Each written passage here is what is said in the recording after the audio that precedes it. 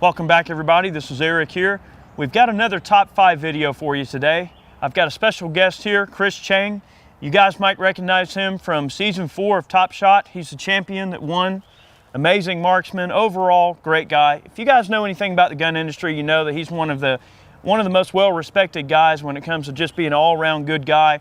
We're going to talk about top 5 tips to make you a better shooter. Okay, he has his book out, Shoot to Win.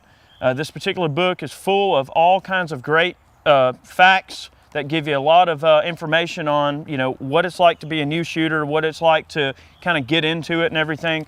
So I made myself a little cheat sheet here. So we've got top 5. We're gonna, you know, kind of give you a little bit to go on out of his book here. So one of them that we came up with is mentality and mindset of a shooter, like how to prepare yourself. So elaborate on that for us. Yeah, so Shoot to Win is a book for the beginner shooter, someone who just doesn't know anything about guns. And when it comes to mentality and mindset, I run into a lot of new shooters who come into the experience very fearful. They're afraid of a gun. And the main message is that's a very normal response. I remember when I learned how to shoot a gun at the age of 6. I mean, I was scared. It's like, I know that this this gun has the potential to do some damage, but if you learn how to safely handle and operate a firearm, safety is a big part of Shoot to Win. That will help you overcome that fear. But again, it's okay to come into your first time range experience being afraid. It's okay to tell your the person who's training you that, hey, I'm a little bit scared, please help me review and learn all the safety rules and safe handling and how to shoot safely and have a good time. So what I take from that, my perspective is that being in the mentality of a shooter, getting yourself into that mentality, just like you wouldn't go out and carry a firearm for personal defense every single day without being prepared for the possibility and getting yourself in that mindset that you could have to use that firearm to hurt someone. Just like that, you have to get yourself in the mentality to be a gun owner. And part of that mentality is understanding they are dangerous, inherently dangerous objects. And if used improperly, they can certainly cause you and other people harm. And just understanding that you are in control. When you're behind that gun, you're in control of that firearm. You are operating that gun. It's no different than operating a piece of machinery, using a tool, driving a car, playing with fire, whatever it's going to be. You're in control, and you have to remember that. So I was just thinking about a story that I think really highlights this point of having the right mentality. And so a friend of mine came up to me this about a year ago, and he was asking me about him and his girlfriend buying a shotgun for home defense. They had run into some shady characters in the neighborhood, and so I was telling him, okay, right, you want a shotgun for home defense, that's great. Have you considered a pistol? Have you considered a rifle? But ultimately it came down to this main point of mentality.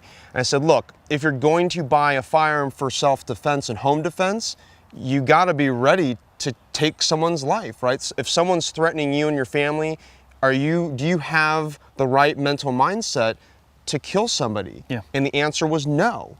And I said, look, that's fine. That's okay, right? Not everybody has that mindset, but I said, look, right, if you can't visualize yourself going to that extreme endpoint of shooting a bad guy and killing him or her in your house, then buying a firearm for self and home defense, probably not a good idea. Maybe more of a liability than it is a help. So that also lends you to think about knowing the capabilities of your firearms too.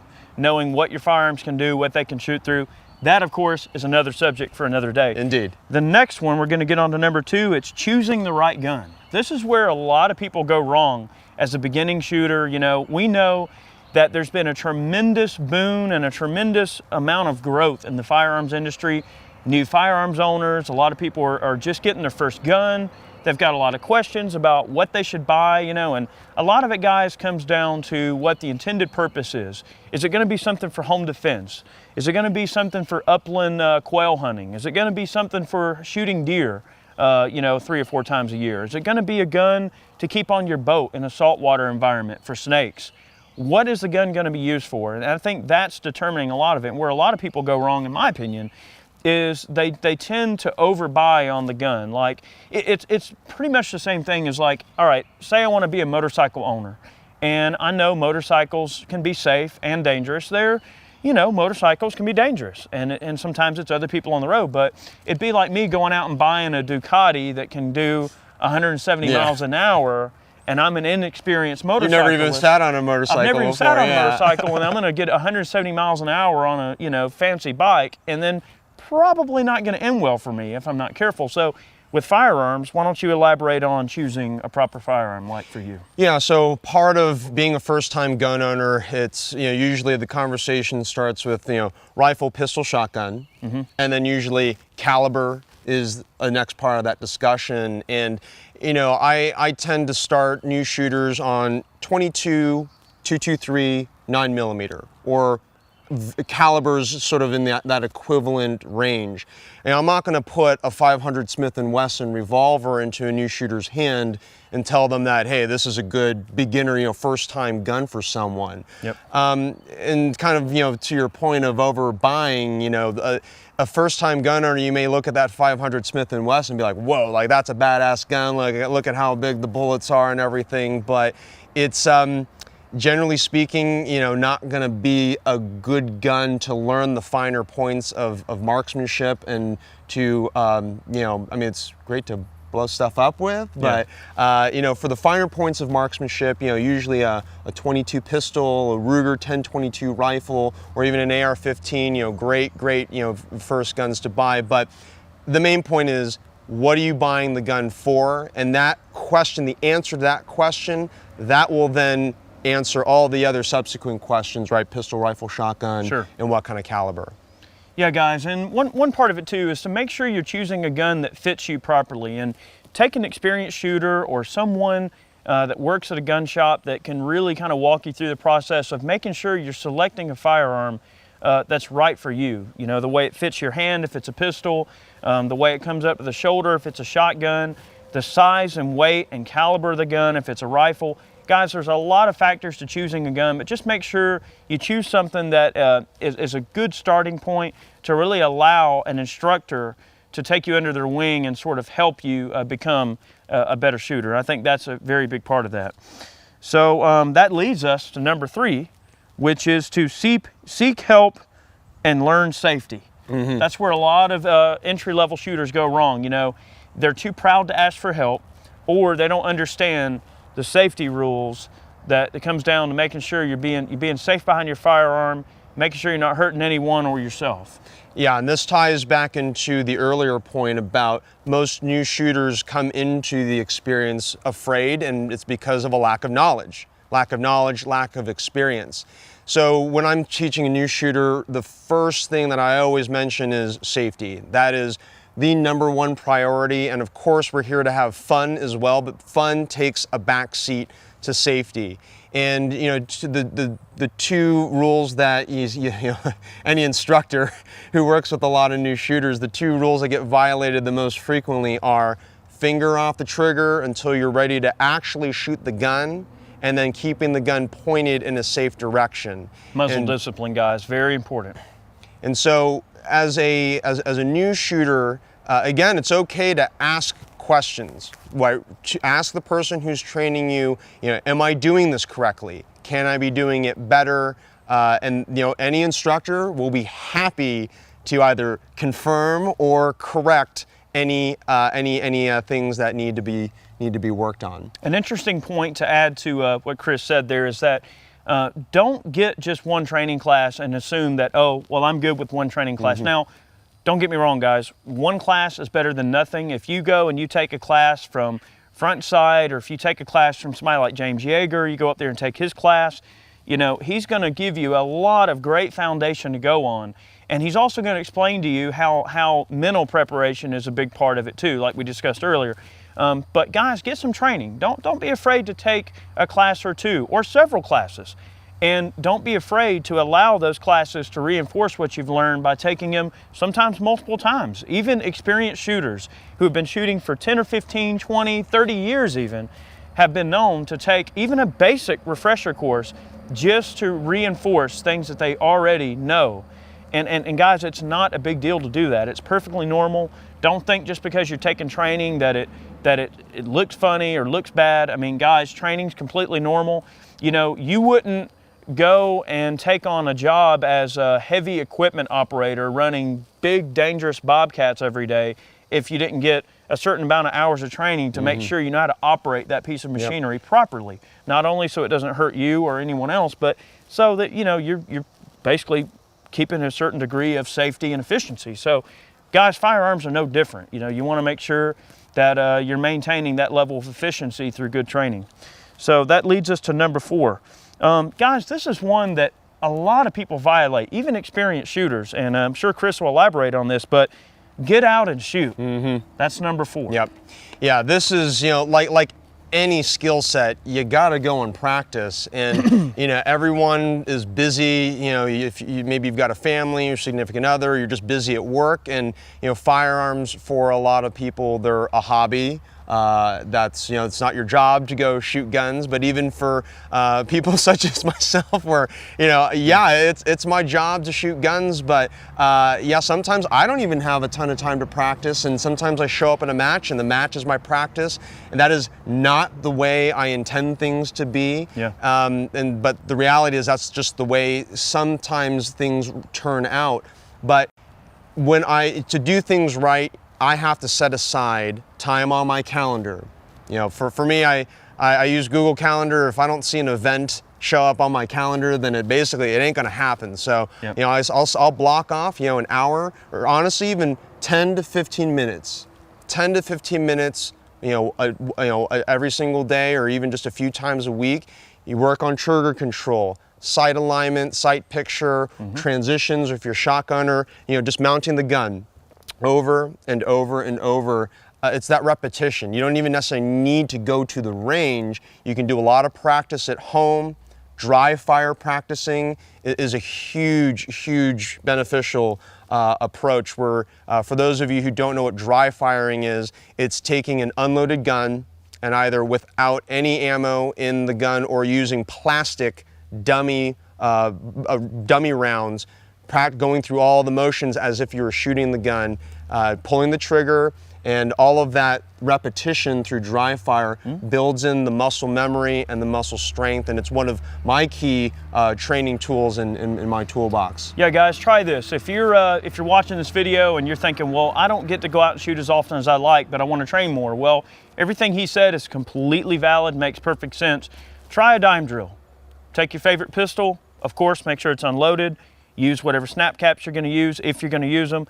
Place a dime on the center of the front sight post, mount the gun, point it, you know, maintain your sight picture, treat it like you're going to shoot the gun, squeeze the trigger, break the shot, the dime should stay on the front sight. Simple. If you're holding the gun steady and you're following through with all your fundamentals, the dime shouldn't move. Okay, so dime drills are a great way to practice rifle, shotgun, and pistol.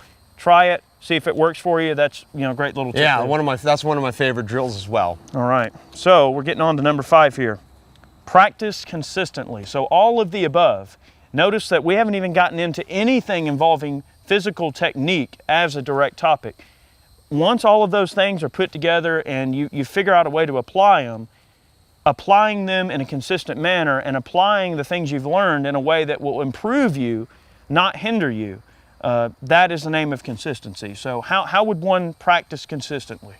You know, it all depends on your personal schedule. If you're working a 9-to-5 job Monday through Friday, then setting aside some time either at home after work in the evenings, or perhaps going to the range. I know for a lot of people, they join their local gun club. Right? They become a member of your club. You get to meet many other like-minded people who enjoy shooting, and you get to go, arrange practice sessions together. You learn from people who are better than you. I mean, for me, I'm always seeking out people who are better shooters than me, because that's the only way I'm ever going to get to that next level, improve my skill set, is by learning from people who are better than me. You got that right. And one thing that I will elaborate on with what Chris just said there is that you want to weed out bad habits in your practice regimen. And one way you're going to do that is, for one, to have a shooter that you can partner up with. It's always good to have a shooting partner, somebody that can observe you while you shoot. that is knowledgeable enough to know what you're doing wrong, and they can weed out problems in your practice regimen, and they can go, look, man, you can cut some time by doing this, you can be more efficient doing this, you can improve your accuracy by doing this. That can come in the form of hiring an instructor that can, maybe work with you once a week or something, or just finding a buddy of yours who is on a very similar, level as a shooter as you are. That you can partner up, go to the range, and share in some training together and make it meaningful. That would be a pretty good piece of advice to practicing consistently, is to have a shooting buddy, somebody you can go to the range with. If you're married, it can be your wife. Get your wife into shooting. Women tend to be very meticulous on a lot of different things, but women, when it comes to technical fields, they tend to be very meticulous to the point where they're not afraid to call you out if you're doing something wrong. So get your wife into it. You may find that she ends up being more of a gun person than you are even. So that's top 5 there, but we always have to have one little wild card. Okay, so the 6th one we were thinking about earlier, what would we make number 6, okay, in terms of this list? I would say that number 6 would have to be seeking out quality information from quality outlets and getting a wide variety of different perspectives on not only potential purchases, but different training regimens or things you can do to improve your skills. So don't be afraid to take information from a wide variety of different resources if those resources are good. From my perspective, quickly, I would say watching good quality YouTube videos. Let's say you're interested in purchasing guns or something. Of course, you're gonna get on there, you're gonna watch the latest Hickok 45 review or the latest Iraq Veteran 8888 review, I hope. Or you'll watch, Tim at Military Arms channel, you'll watch Such, 00 over there, great guy. There's tons of great YouTube channels that put out so much good content on a regular basis that you can really glean a lot of information and learn a lot of things from.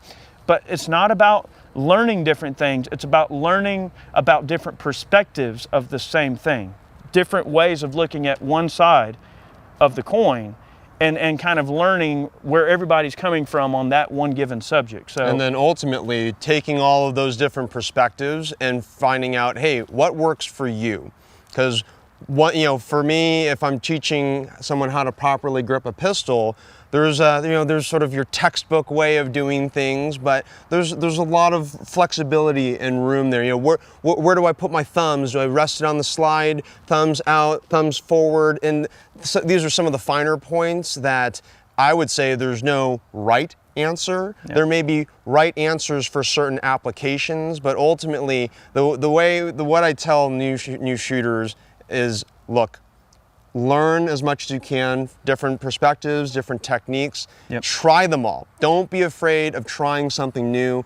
If someone says this is the only way, this is the best way to do something, okay, take that with a grain of salt, try it, but don't get locked into, oh, I've now learned the best way to do it, therefore I don't need to learn any other techniques, but learn as much as you can, and ultimately, hey, if you're able to safely handle and shoot the gun and you're hitting your target as fast as your potential, then that's great. So ultimately, find what works for you. That's right. Well, guys, I hope that you enjoyed today's video. I want to thank Chris for taking a moment to come on the channel here and give us some tips from his book here. If you're interested in checking it out, check out the description box below for a link to buy his book if you're curious. A lot of great information. I know I've got my copy, so I'll be thumbing through it. And guys, it's all about keeping an open mind. If you're an experienced shooter, guess what? You still need to keep an open mind, because you'll learn techniques from places. You'll be inspired in the places that you would least suspect. If you're a new shooter, guys, this age that we live in with social media, YouTube, video, different books out there, authors, great magazine content, there's never been more information out there to educate a new shooter than there has been, in recent years. So guys, there's no excuse to be uninformed when there's all this great information out there. So we'll leave you with that. Thank you for watching. We'll catch you next time. Thanks for having me. See ya, everyone. All right.